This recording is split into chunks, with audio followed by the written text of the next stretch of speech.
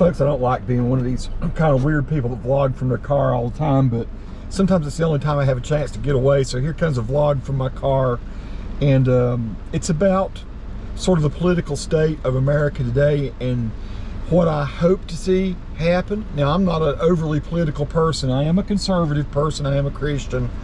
Yeah, I voted both ways for different parties on different issues in the past. But I'm here to say that I do think America is headed in a proper direction right now. But I have some concerns and some hopes and wishes as to how this all kind of turns out, and how this new turn toward conservatism in America is going, and how I'd like to see it progress in a healthy way, not an unhealthy way. And more than anything, I am really interested to hear comments back from people. I'm going to give you my top 12 things that I hope that I see. Now, you could get granular on a lot of this. You can start talking about policies. You can start talking about whole new philosophies and everything. And maybe you guys will do that. That's not what I'm centering on. Let me just give you my top 12 things, not in any particular order. Maybe I will try to. I have it on a piece of paper here, old school piece of paper, not some cell phone, so I can read these. And I just jotted these down over the last week or so since the election, and after watching a lot of things online. And here I am, I'm nobody, but let's get into it. First thing I would say to all the people that have won and gotten some success with this election, Trump and the people in the House, the people in the Senate, don't gloat. Some of you are, most of you are not, and I'm glad to see that. Now is not, go ahead and celebrate that you won and everything, but don't be gloating and rubbing people's face in it. I'm happy that conservatives are going back into power, and I want to see what they can do. But I don't want a whole lot of empty celebration, or you know, for one thing, don't think that the battle's over. Don't get too optimistic too fast, but definitely don't gloat. Have an attitude of humility and understanding, and you might actually win some more converts over, especially if things start to look better economically. I still think that's going to be the number one thing. Number two thing is get to work. Get to work, and I mean it this time. I think there was maybe one other time that the Republicans had the House, Senate, and administration. That was under George W. Bush. And it was just for a brief time, like maybe 2 years, that they carried the House, and then the House bit went back over to the Democrats, and then it was just a battle again. It's a quagmire. If you've got it all together this time, you actually really have solutions, then get to work. And I mean start doing it fast. I do like the fact that Trump is coming out with these videos and stuff where he's talking about what they're going to try to do. And you know, some people, it's really turning them off, but hey, he's just laying down the facts. He's putting it out there, what he's thinking, the direction he's going to, and then he'll change. The thing about him is he is a businessman. If he tries something that doesn't work, I do think he'll change. So I would say adapt, get to work, but be ready to adapt if things that you're thinking are going to work don't work.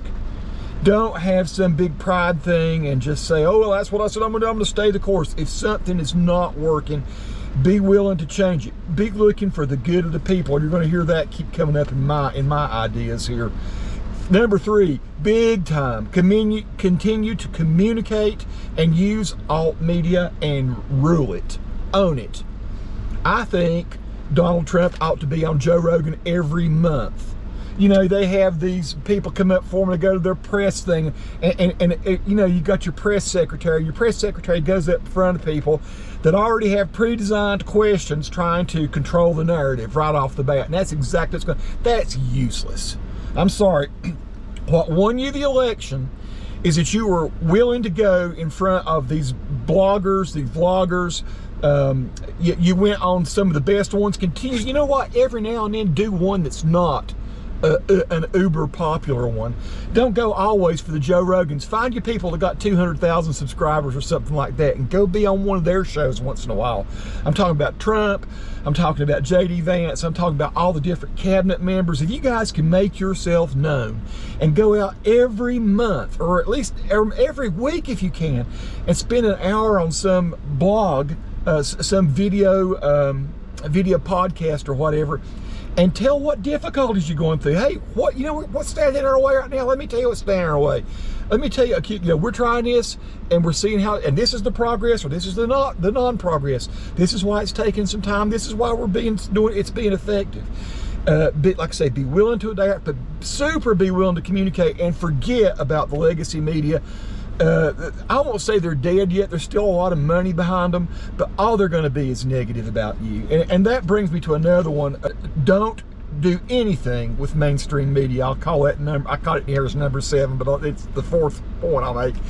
Just don't do anything with mainstream media at all unless they 100% in writing, ironclad, promise they won't scream or talk over you.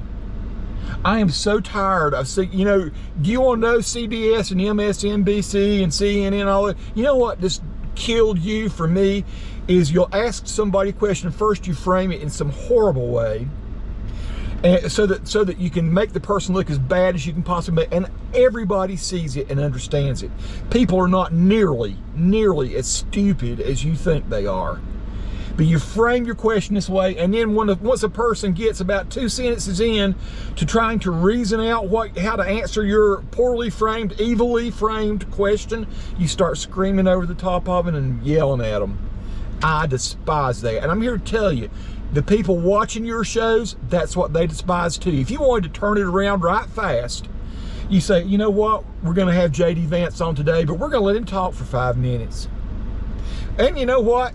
If his points are stronger than yours, suck it up and accept that. And you know what? People will start to respect you. That's what's going to get you back in the game again, because right now you're out. The people that are ruling are just regular old guys like me that are willing to sit down and talk with somebody and listen to what they have to say and take it in and ask deeper questions. And that's not what you do. All you try to do is prove why the other side is wrong.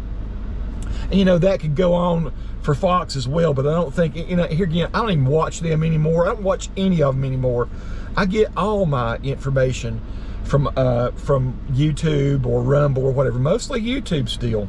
Boost healthy and profitable immigration. We're hearing immigration, deportation.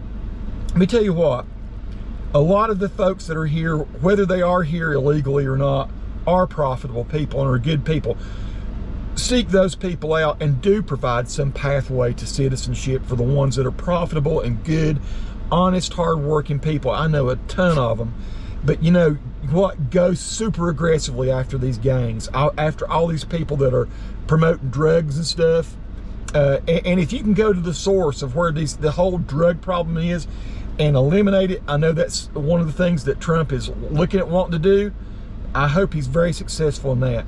Don't throw the baby out with the bathwater. There's a lot of evil bathwater out there, but you know what? There's a whole lot better, really good people.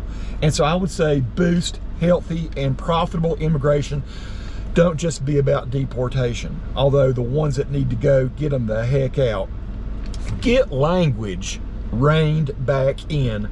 One of your major problems, now I'm not talking about 1984 where we have to have a ministry of language or anything, right? But we do need to have our language gauged and watched and somewhat controlled. You know, you can go look at a Webster dictionary from 1985 and look at the definition of, say, fascism or Nazism or racism or whatever. Look at the differences of what you had in the 80s, or nothing's changed about any of these things, except that people who are in control of language are morphing that language to their advantage. Let me tell you, of all the things I'm talking about, this is one of the top ones. Get control of our language again, and make sure that people aren't constantly trying to redefine words for political gain. Big time. Big time. This is what, as a former English, I was an English and communications major, and let me tell you, the power of the words, the power of concepts cannot be underestimated, overestimated. Forgive me for my language, my lack of language skills.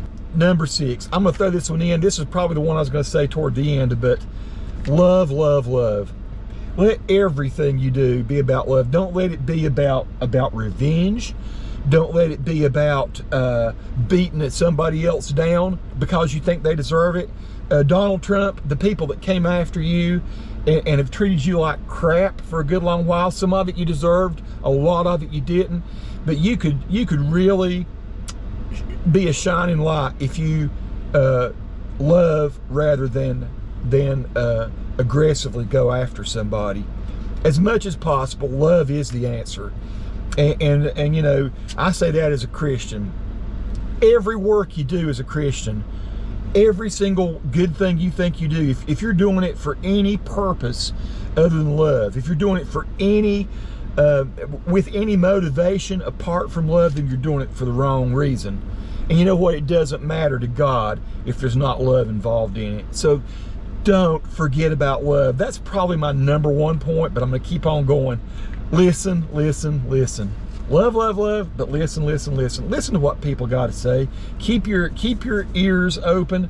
Hear the cry of the oppressed, and not some oppressed that people manufacture, right? One of the big problems is the elites try to tell us who the oppressed are, and they come up with artificial kinds of forms of oppression and categories of people. Yeah, maybe there's some oppression, maybe there's some suffering at certain levels, but you know what? They're suffering at every level. White people suffer just as much as black folks or Latino folks or any of all the races. We all listen to all of us. I think that's one thing that the left really didn't do. I don't think they listened to anybody. I think they just tried to paint a picture where we're all against each other. I'm here to tell you, everybody that's a Christian, no matter what race they are, and I'm saying Christian now, probably some of the Muslim folks as well, and all the other religions too, Hindus, whatever. There are people that love and care and want to see their fellow man prosper. Now, there are some religions in particular that want the death of other people. So those we got to watch out for, and we got to be careful about. And I think we know who those people are. There are extremists on all sides. But listen, hear the oppressed, hear what they have to say, and then address those with your hard work and your love. Okay, educate about the truth. Educate about what is truth. Pilate, one of the worst, the guy that let Jesus be crucified, he said, "What is truth?" As if it's nothing. We know what the truth is. You know what? Reward people who follow the truth, who acknowledge the truth, who support the truth. Tell you something else as far as truth goes. One of the things that probably one of the greatest things about America, apart from the fact that we were originally founded on godly principles, is that we have this great Constitution. And almost nobody knows what the Constitution says. They know nothing about the amendments, maybe First Amendment, Second Amendment, because they know about guns, they know about free speech. But folks, it would be great if we had just a tremendous effort at talking with people about the Constitution. Yeah, I'm not brilliant at doing this, but if we had fun ways to get young people to think and to understand our Constitution and all the amendments and what they do to make our lives better, if there were games we could play, if there were television shows could be produced, if our government would get in some communication sense, you know, I would love to help with something like that. If we could make sure people understood the true root and sources of all of our rights, and that they apply to all Americans, and that we don't need more rights. We just need to bolster and follow and believe in and support the rights that we already have. If we could do that, if you guys could educate about truth, and at the heart of it, now I say, I'm going to talk about the Bible, but I know that we don't establish religion in America. For me, it's Christianity. So I'm going to share my truth about the Bible, and I just believe in the good old King James Bible. I believe in the God of Abraham, Isaac, Jacob, and his son, our Lord and Savior, Jesus Christ. That doesn't, we know we can't do that, but the Constitution in particular and the freedom of choice of religion is something that's very important, and it needs to be taught. It needs to be ingrained into people. Don't let them fry their minds on foolishness. Direct people in a fun, interesting, lively way to the truths of how blessed we are. I'm going to say this, it kind of goes along with the whole gloating thing, but I'm going to say this: leave your egos at the door. All these new people have been bringing in, that Trump's bringing into his cabinet. I'm thinking, okay, great, this looks like a superstar bunch of folks. But if they let pride and self-serving motives get in the way, then this whole thing will tumble. It will crumble to the ground. Don't serve yourself, serve the people. Serve the interests of the nation. Leave your egos at the door. Leave your aspirations of enriching yourself. Now that's what the other side does. Don't do what they do. Be noble for once. Leave yourself at the door. Don't puff yourself up. Be humble and go out and serve the needs of the people. Pray. Grow in faith. Offer hope. Offer paths to a brighter future. You know what? I have my faith. It is, as I've just said to you, it's very much a traditional Christian faith. I'm praying every day. And if I forget to do that, shame on me. But I'm praying for this country. I'm praying for this country to come back to God. Now, if you're in a different religion than me, a different faith than me, I'm not knocking you. Pray too. Please, please. Whatever you believe in, whatever you hold to, as long as it's good and righteous and not the devil, then pray. Pray and grow in faith. Grow in faith that we can turn it around one more time. Offer hope. Offer hope to people. Don't, if you go on these podcasts and things, if you communicate with us, don't be giving us the downside all the time. Don't be giving us gloom and doom. That's what we've been having. Oh, this is what's going to happen. Oh, this is horrible. Oh, we got to stop these people. We got to put an end to this, put an end to that. No. You know what we need to do? We need to lift people up. Now, if people need some correction, fine. But still, find something to allow them to grow in faith and offer them hope and offer them a path to a brighter future. Every day, you should be sharing a message of what you're doing to lead to a brighter future in this country. The last thing I'll say is let freedom ring. You know, in America, we have freedoms. Young people, if you are down and out and you think that you've got it bad in America, let me tell you right now, you do not. Even in the most modern countries that maybe seem to have it better than us right now, they don't. We have to work hard in this country. Our system is set up that if it's done properly, we work hard and we reap the rewards of that. Now, you might go to some socialist country where you think you're getting something for free, but you are not. You are giving up so much if you think that the government is the answer to your prayers and to your progression through life. No. We live in a country where you can work hard, you can dedicate yourself to the ideals that are already established, and you can prosper, and your family can prosper. You can live to a good old age and know that when you finished, you've done something good and you've contributed to something great. Let freedom ring. Don't be trying to destroy somebody else's freedom. Respect one another. Love one another. Listen to one another. Don't shout and scream over other people. Every day you've got a chance to do good or do evil. Do good. Choose good. It's always going to be to your benefit in the end and to the benefit of men and women across the world. Peace to all who watch. Subscribe to the channel if you like.